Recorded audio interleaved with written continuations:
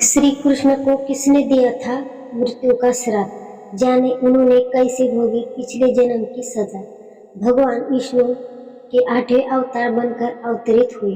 भगवान श्री कृष्ण ने अपने प्राणों का त्याग कैसे किया और द्वापर युग के बाद कैसे कलयुग की शुरुआत हुई, आइए जानते हैं। श्री कृष्ण के जन्मोत्सव के खास मौके पर हम आपको उनके आदि से अंत तक की सारी कहानी बता रहे हैं। ये तो सब जानते हैं कि भाद्रपद माह के शुक्ल पक्ष की अष्टमी तिथि को उनका जन्म हुआ था, लेकिन क्या आप ही जानते हैं कि भगवान श्री कृष्ण ने कैसे अपने प्राण त्यागे? उनका अंतिम क्षण क्या है? उन्होंने धरती से जाते हुए उनका वध करने वाले शिकारी से क्या कहा?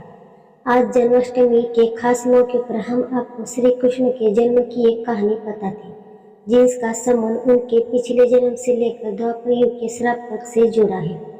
इसके बाद कैसे कलयुग की शुरुआत हुई, कहानी इसके बारे में। महाभारत की कहानी तो सब जानते हैं, लेकिन क्या आप जानते हैं कि जब महाभारत खत्म हुआ तो कैसे भगवान श्री कृष्ण श्रापित हुए? कृष्ण भगवान ने अर्जुन को उपदेश दिए। उन्होंने ऐसा जाल बना कि महाभारत में पांडवों की जीत हुई और कौरवों की हार हुई। इस युद्ध में दुर्योधन मारा गया। बेटे की मौत का गम मना रहे धृतराष्ट्र और माता गांधारी पास जब श्री कृष्ण पांडव के साथ शोक करने और माफी मांगने पहुंचे तो गांधारी उन पर बहुत गुस्सा हुई। जब गांधारी ने श्री कृष्ण को किया शर्मिंदा। गांधारी भगवान श्री कृष्ण की भक्ति थी। वो जानती थी कि भगवान श्री कृष्ण उन्हीं एक अवतार है।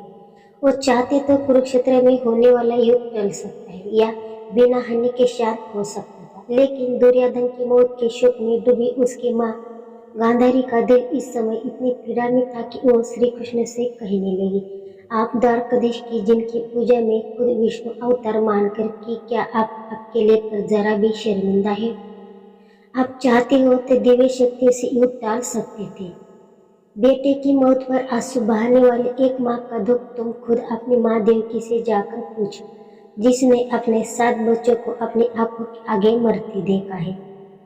भगवान श्री कृष्ण को दिया मृत्यु का श्राप। उन्होंने कहा, अगर भगवान विष्णु के प्रति मेरी आस्था सच्ची रही तो 36 साल बाद तुम जीवित नहीं रहोगे। द्वारका तो तबाह होगा ही, यादवंश का हर इंसान एक दूसरे के खून का प्यासा हो जाएगा।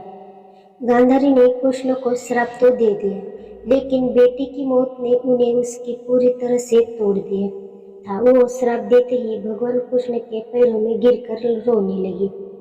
भगवान श्री कृष्ण को मिली थी पिछले जन्म की कर्मों की सजा। गांधारी के श्राप के कारण अगले 36 सालों में द्वारका नगरी में सब खराब होने लगा। लोग एक दूसरे के खून के प्यासे हो गए, नशे की लत में लग गए, यादों का वश खत्म होने लगा। ये सब देखकर श्री कृष्ण का वश खत्म होने लगा। ये सब देखकर श्री कृष्ण जंगल चले गए और एक दिन योग ध्यान में एक पेड़ के नीचे बैठे।